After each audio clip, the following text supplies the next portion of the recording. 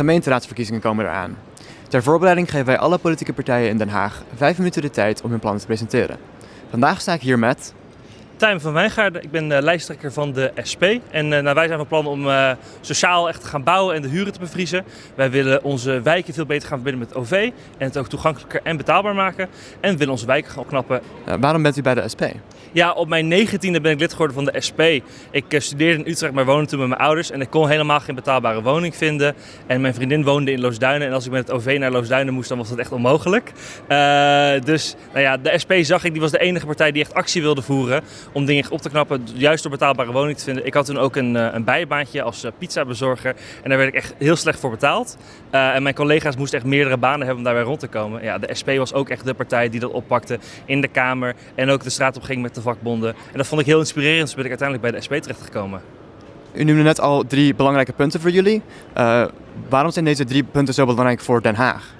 Nou, we merken heel erg dat veel mensen in Den Haag echt moeite hebben om rond te komen elke maand. Kijk, voor veel mensen die denken, huurverhoging in de sociale huur, dat zijn maar een paar tientjes. Ja, dat is €300 per jaar die mensen dan tekort komen. En ik vind het ook heel vreemd om te zeggen dat er huurverhoging moet komen, zodat we meer betaalbaar kunnen bouwen. Dan maak je eigenlijk de huurders verantwoordelijk voor het tekort aan sociale huur. Dus ik vind dat de gemeente daar echt een rol moet spelen, zelf moet gaan bouwen met een woonbedrijf. Dat we de huren gaan bevriezen met de woningcorporaties, zodat de huurders ook nog wat overhouden in de portemonnee. En dat is ook zo met het OV. Het OV is flink duur geworden. Dus wij willen het echt gratis gaan maken voor bijvoorbeeld ouderen, jongeren tot 21, mensen met een ooievaarspas, zodat zij ook echt weer rond kunnen komen. Want we zien echt, in Den Haag is dat een stuk moeilijker geworden voor mensen.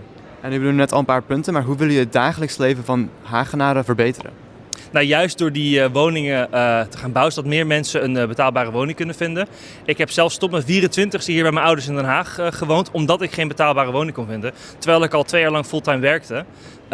Dus ik weet dat heel veel jongeren, net zoals ik, echt moeite hebben om dat te vinden. Dus als wij die woning kunnen gaan bouwen en ook echt betaalbaar kunnen gaan bouwen, dan gaat het een stuk makkelijker worden voor mensen. En dan als je gratis met OV kan reizen, dan wordt het een stuk makkelijker om ook jezelf door de stad te verplaatsen. En zijn er ook nog een paar van jullie plannen die mensen in Den Haag zelf echt moeten zien, die echt een impact hebben op hun dagelijks leven, wat ze in de stad zelf opmerken? Nou, wij willen ook echt aan de slag om het afvalprobleem in de stad op te lossen. Dus daar willen wij heel graag wijkconcierges voor inzetten. En dat zijn mensen die de gemeente dan aanneemt. En die gaan echt naar de meest vieze en vervuilde plekken van de stad rond. En die gaan daar in gesprek met bewoners over afvalproblemen. Die gaan de wijken zelf opknappen. Mensen aanspreken als ze afval dumpen of grofvuil dumpen. Om ook echt dat het hele visuele probleem van het afval in de stad op te gaan knappen. En ik hoop dat mensen daar een mooiere wijk voor terugkrijgen. En wat maakt jullie partij uniek van alle andere partijen in Den Haag? Ja, wij zijn niet een partij die er alleen maar hier in de raadzaal zit, maar wij zijn ook echt te vinden op straat. Wij vinden het heel belangrijk dat mensen ook echt zelf betrokken worden bij de politiek. Dus wij voeren ook zelf actie met mensen. Zo hebben wij samen met mensen actie gevoerd tegen illegale huurderspraktijken van huisjesmelkers of voor renovatie en opknappen van een sociale huurwoning. Dus wij zijn niet een partij die alleen maar woorden heeft hier in de raad, maar ook echt samen met mensen dat gereedschap oppakt om zelf aan de slag te gaan en echt verandering af te dwingen.